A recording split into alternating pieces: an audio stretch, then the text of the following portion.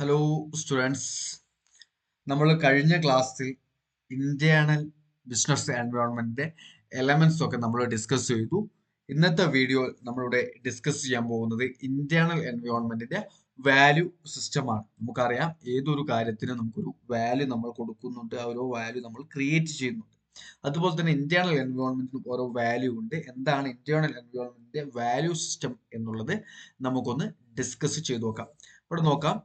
A value system refers to the core beliefs, principles, and ethical standards guiding an organization behavior, decision making, and interaction with the stakeholders. It defines what the organization stands for and influence its culture, goals, and operations. എന്ന് വെച്ചാൽ ഇവിടെ ഒരു value system എന്ന് പറയുന്നത് എന്താണ്? Core beliefs ആണ് ഒരു ഓർഗനൈസേഷന്റെ കോർ ബിലീഫ്സ്. അതുപോലെ തന്നെ എന്താണ് പ്രിൻസിപ്പിൾസ്, അതുപോലെ തന്നെ എന്താണ് എത്തിക്കൽ സ്റ്റാൻഡേർഡ്സ്. ഓക്കെ, ഇതൊക്കെയാണ് എന്ത് ഒരു ഓർഗനൈസേഷന്റെ വാല്യൂ സിസ്റ്റം എന്ന് പറയുന്നത്. ഗൈഡിങ് ആൻഡ് ഓർഗനൈസേഷൻ ബിഹേവിയർ, ഒരു ഓർഗനൈസേഷന്റെ ബിഹേവിയറിനെ ഗൈഡ് ചെയ്യുന്നു. അതുപോലെ തന്നെ എന്ത് ചെയ്യുന്നു? ഡിസിഷൻ മേക്കിങ്ങിനെ ഗൈഡ് ചെയ്യുന്നു. അതുപോലെ തന്നെ എന്ത് ചെയ്യുന്നു? Interaction with the stakeholders, ഓരോ സ്റ്റേക്ക് ഹോൾഡേഴ്സുമായിട്ടുള്ള ഇന്ററാക്ഷനെയൊക്കെ ഗൈഡ് ചെയ്യുന്നത് എന്തിന്റെ അടിസ്ഥാനത്തിലാണ്? ഒരു ഓർഗനൈസേഷന്റെ വാല്യൂന്റെ അടിസ്ഥാനത്തിലാണ്. അതുപോലെ തന്നെ ഇവിടെ പറയുന്നുണ്ട്, it define what the organization stand for and influence culture, goals and operation.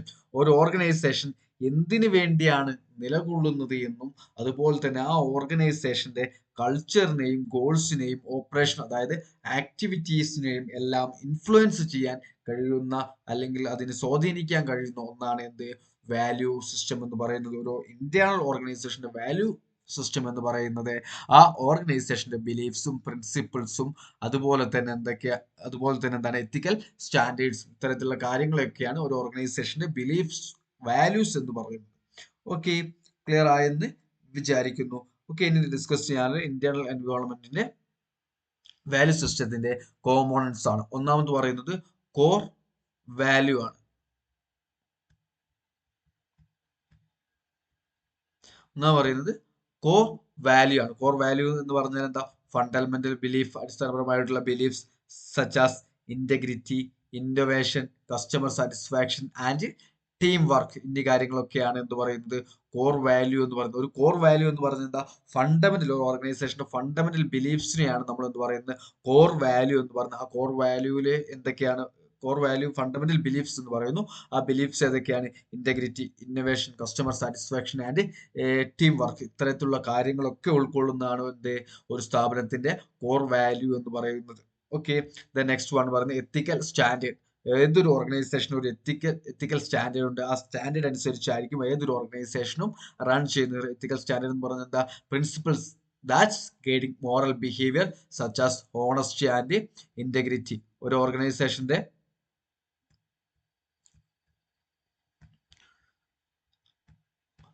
അതായത് എത്തിക്കൽ സ്റ്റാൻഡേർഡ് എന്ന് പറയുന്നത് എന്താണ്? Principles that guiding moral behaviour ആണ്. ഓക്കെ, ഒരു ഓർഗനൈസേഷന്റെ മോറൽ ബിഹേവിയറിനെയാണ് നമ്മൾ എന്ത് പറയുന്നത്? എത്തിക്കൽ സ്റ്റാൻഡേർഡ് എന്ന് പറയുന്നത്. അതെന്തൊക്കെയാണ്? ഹോണസ്റ്റിയും ഫെയർനെസ്സും ആണ് ഏതൊരു ഓർഗനൈസേഷന്റെയും എത്തിക്കൽ സ്റ്റാൻഡേർഡ് ആയിട്ട് പറയുന്നത്. തേർഡ് വൺ പറയുന്നത് കോർപ്പറേറ്റ് മിഷൻ ആൻഡ് വിഷൻ. ഏതൊരു ഓർഗനൈസേഷനും എന്തുണ്ടാവും? ഒരു മിഷനും ഒരു വിഷനും ഉണ്ടായിരിക്കണം. അത് കൃത്യമായിട്ട് പറയണം. അതാണ് ഒരു ഓർഗനൈസേഷൻ എന്തായി പറയുന്നത് ഒരു വാല്യൂ ആണ്. ഒരു ഓർഗനൈസേഷന്റെ വാല്യൂവിന്റെ മൂല്യത്തിന്റെ ഭാഗമായിട്ട് പറയുന്ന ഒന്നാണ് ആ സ്ഥാപനത്തിന്റെ മിഷന്റെയും വിഷന്റെയും അടിസ്ഥാനത്തിലായിരിക്കും ഏതൊരു ഓർഗനൈസേഷന്റെയും വാല്യൂ ഡിസൈഡ് ചെയ്യുന്നത്. That is statement that outline the organisation purpose and long term aspiration. ഒരു സ്ഥാപനത്തിന്റെ പർപ്പസ് എന്താണെന്നും അതുപോലെ തന്നെ ആ സ്ഥാപനത്തിന്റെ എന്താണ് ലോങ് ടേം ആസ്പിറേഷൻ എന്തായിരിക്കണം എന്നുള്ളതും കൃത്യമായിട്ട് അവിടെ പറഞ്ഞിരിക്കണം എന്നുള്ളതാണ്. ഓക്കെ, ദെൻ ഫോർത്ത് വൺ പറയുന്നത് ആയി പറയുന്നത് policy and code of content. Okay, എന്താണ്? Formalised rules reflecting the organisation values. ഏതൊരു ഓർഗനൈസേഷന്റെയും ഫോർമലൈസ്ഡ് ആയിട്ടുള്ള വാല്യൂ എന്ത് ചെയ്യുന്നു? ആ ഓർഗനൈസേഷന്റെ ഓർഗനൈസേഷന്റെ വാല്യൂ സിസ്റ്റത്തെ ഡിസൈഡ് ചെയ്യുന്നു, ക്രിയേറ്റ് ചെയ്യുന്നതിന്റെ ഭാഗമായിട്ട് വരുന്നതാണ് എന്ത് ഏതൊരു ഓർഗനൈസേഷനെയും പോളിസിയും അതുപോലെ തന്നെ code of content.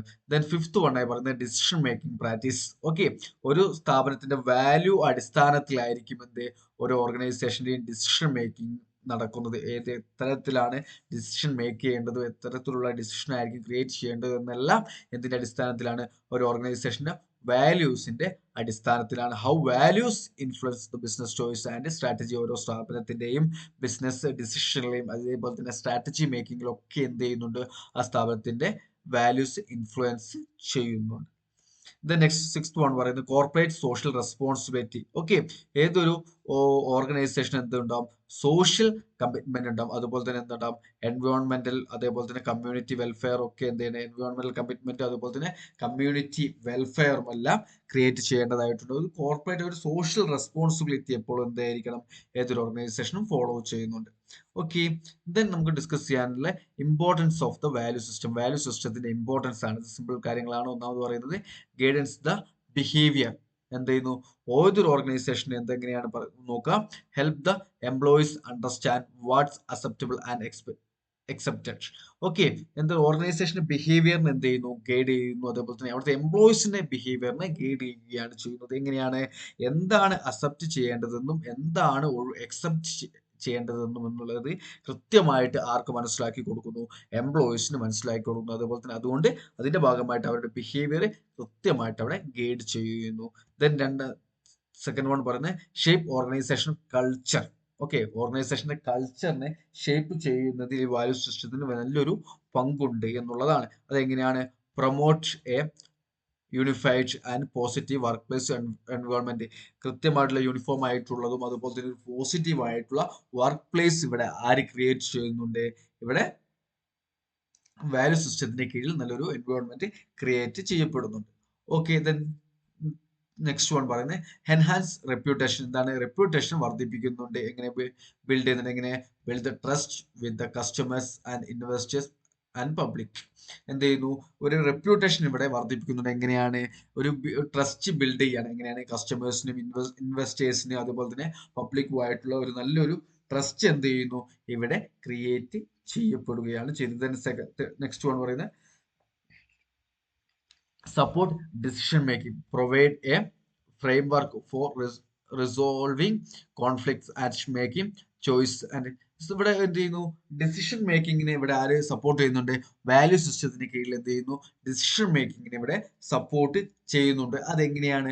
Provide framework for the resolving കോൺഫ്ലിക്റ്റുകളെല്ലാം പരിഹരിക്കുന്നതിന് അതുപോലെ തന്നെ എന്തായാലും ഒരുപാട് ചോയ്സുകളൊക്കെ എന്ത് ചെയ്യുന്നു? ക്രിയേറ്റ് ചെയ്യുന്നു. ഒരു ഡിസിഷൻ എടുക്കുമ്പോൾ ഒറ്റ വഴിയിൽ ഒരുപാട് ചോയ്സുകളൊക്കെ ക്രിയേറ്റ് ചെയ്യുന്നതിന് എന്ത് ഹെൽപ്പാണ് ഇവിടെ? ഒരു ഓർഗനൈസേഷന്റെ വാല്യൂ സിസ്റ്റം ഇവിടെ കൃത്യമായിട്ട് ഹെൽപ്പ് ചെയ്യുന്നുണ്ട്. നെക്സ്റ്റ് വൺ പറയുന്നത് ഡ്രൈവ് എംപ്ലോയീസ് മോട്ടിവേഷൻ. എന്താണ്? എംപ്ലോയീസിന് മോട്ടിവേഷൻ ക്രിയേറ്റ് ചെയ്യുന്നു. Like A personal and company values fostering the engagement. Okay, ഇവിടെ എന്താണ്? കൃത്യമായിട്ട് എന്ത് ചെയ്യുന്നു?